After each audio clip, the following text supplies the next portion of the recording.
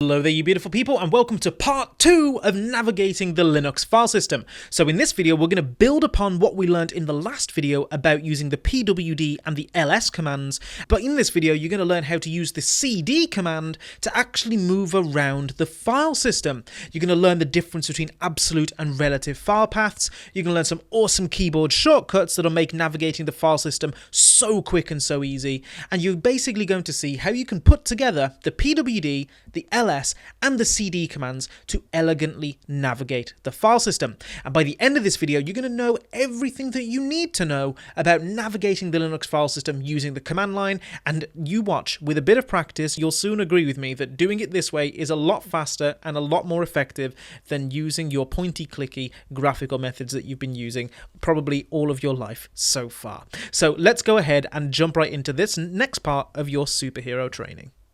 Okay, so in the last video we saw that we could use the pwd command to see where we were on the file system, and we saw that we could use the ls command with a variety of different options to basically look around and list what was in the directory that we're in.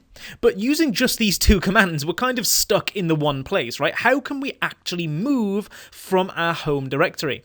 Well, the missing piece is the cd command, and the cd command stands for change directory. So let's say that we used our ls command and we saw that the downloads folder, by noticing that it's in blue, it's a folder, we wanted to go into the downloads folder.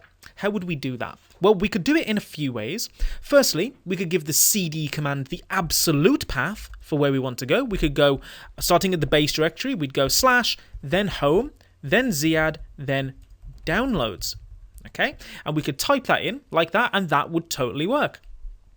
Or, if we didn't want to have to write out the entire path to our home directory, we could just replace all that with the tilde. And we say, okay, go change to our home directory and then downloads. That's where you'd use the tilde. It's a nice little shortcut. Or, what we could use is something known as a relative path. Now, a relative path is a path relative to where you currently are.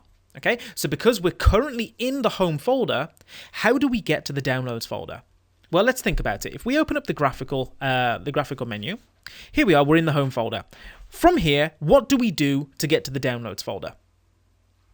We literally, all we have to do is just click downloads, right? So that, you can say that that's a relative path. We're just going from here to the downloads. That's all we've got to do. So to change to the downloads folder, all we've got to do is type downloads. So if we do that, if we just type cd, and then downloads, just like that, and press enter, you can see that we have changed directory and our shell prompt has changed as well. Before it was just the tilde telling us that we were in our home directory. Now it's saying we're in our home directory and the downloads folder inside that. Okay, so this is this text in blue here shows us the path to where we currently are. And if we use the pwd command now, we can see that we get /home /ziad/downloads, and we can also look around by pressing the ls command, and we can see that there's actually nothing inside that folder. Okay, so now that we're in our downloads folder, here's a challenge for you.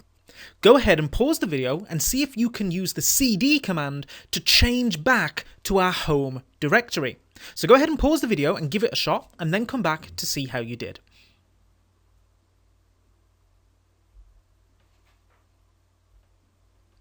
Did you manage it? If so, really, really well done. You learn super quickly. Now, you could have done it using an absolute path like this. You could type cd, then /home, /your username, whatever it would be. In my case, it's ziad, and that's it. Okay, that would work. Or you could have used a tilde to make it nice and easy. Just use cd and then a tilde. Now, I kind of cheated a little bit because there's another way that you could have done it, and this is the way you'll probably do it from now on, but I haven't shown you this before. Now, by default, if you don't give it any input, the cd command will take you to your home folder. So if we just type cd, like from scratch, just type cd and press enter, you can see by this, looking at the shell prompt, that we've ended up back in our home directory. We can use pwd to confirm that, and it tells us that we are back in our home directory. And that will work no matter where I was previously on the file system. I could have been anywhere on the file system. All I've got to do is type cd and press enter, and I will end up back in the home directory. Pretty cool, right? Okay, great. So now that we're back in the home folder, I want to show you a very useful option for the ls command that's kind of like wearing X-ray glasses, and it's the A option. Now the A option is short for all, and it allows you to see all of the files in a directory, even the hidden files. So if I type ls and give it the A option, okay, now if I press enter, you'll notice that we see a whole lot of stuff in here printed out. Okay, if I clear the screen and type you just the ls option and then show you the ls with the A option, you'll see we get a lot more stuff with the A option. Now, a lot of these files, you'll notice, have file names beginning with dots. And that means that they're hidden files or even hidden directories. Okay, now if we look in the graphical editor, we may not be able to actually see them by default, but if we click up here like we did in the last few videos and show hidden files, we can now see them as well. So you can see that we're getting exactly the same output. So that's how you show hidden files using the ls command. Okay, and you may also notice in here that we've got our bash aliases file that we made a few videos ago. Now the reason that I mention this is because there's two very important hidden folders inside each folder. Okay, they are the dot and the double dot folders. Okay, now these are shortcuts that allow you to move around easier or refer to stuff on your file system a whole lot easier. Now the dot folder simply refers to the current directory. Okay, so for example, if I go to the desktop folder, okay, then we can print. My apologies. We can do print working directory, and we can see that we're in the desktop. And if I list its contents, there shouldn't really be anything on my desktop, but there always is this dot and double dot folders, which are only visible using the ls with the A option. If I just do normal ls, it doesn't show up. If I do ls-a, they show up. Okay. Now, in here, we've got the dot and the double dot folders. If I try to do cd to the dot folder, bash is basically going to stay where it is. The shell is going to stay exactly where it is. So if I do that, you can see that we're still in the desktop by looking at the shell prompt, because the dot folder refers to the current folder that we're in. Okay, it's just a way of saying this folder. Okay, now what if I went to the double dot? What if I do cd double dot? Okay, you notice that we did actually change, and we're in fact back in our home folder. The double dot folder means the parent folder, or the folder above where we currently are. Okay, so if I go back to the desktop, you can see that we've got the double dot folder. If I press cd double dot, we've gone back up a folder, which brings us into the home directory. Okay, so we're back in our home directory. Let's clear the screen. What if I kept going? Okay, if I go cd dot dot, I'm now in the actual home folder, which is not my home folder, but it's the folder above my home folder. Okay, let's keep going, cd dot dot, and now we're actually just in the slash folder. We're in the base directory for the whole system.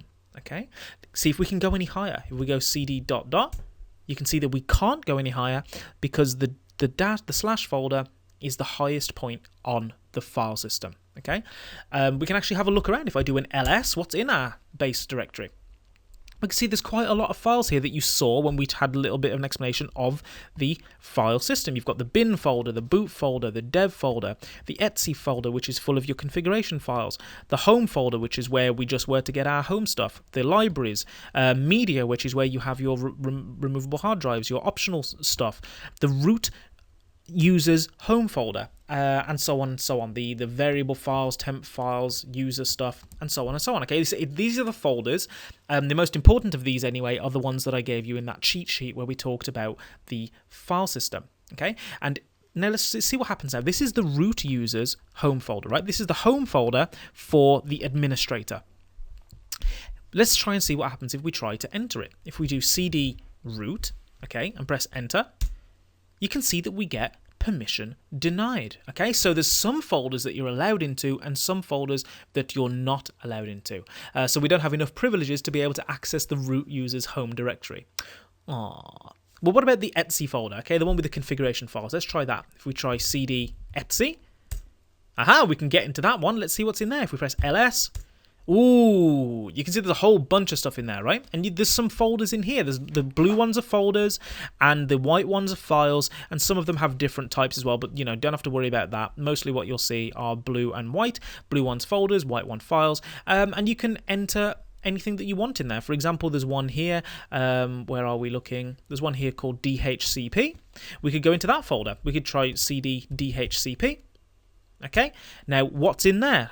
We could do ls and we could have a look around. We can see there's other stuff in there. There's another one there, dh client enter hooks.d. Let's try to go there. dh client enter hooks.d. You can see that we're in there. What's in there? So ls, we can see there's other stuff in there. The green ones here are programs. But you can see here, right, the way that we are moving around the file system using either cd to move, ls to see what's around us, or pwd to confirm exactly where we are. And it's this way that you will actually move around the entire system, and it doesn't change no matter where you are. As long as you've got the permissions to enter those folders, you can get there using just the cd command, and you can look around using the ls command, and you can confirm where you are using the pwd command. Now, how do we get all the way back to our home folder? Very easy. Just press cd, press enter, and we are back in our home folder. So you can see that pretty much anything that you need to do in the Linux file system, anywhere in the Linux file system that you want to move to, as long as you have the required permissions, all you need are the cd, ls, and pwd commands, and you can get wherever you want. And if you get lost, just use the pwd command to check where you are. Pretty epic, right? So now that we're back in our home folder, there's one final thing that I want to teach you, and that's called tab completion. But for that goodness, as well as a summary of everything we've learned in the past few videos, I'll see you in the next video.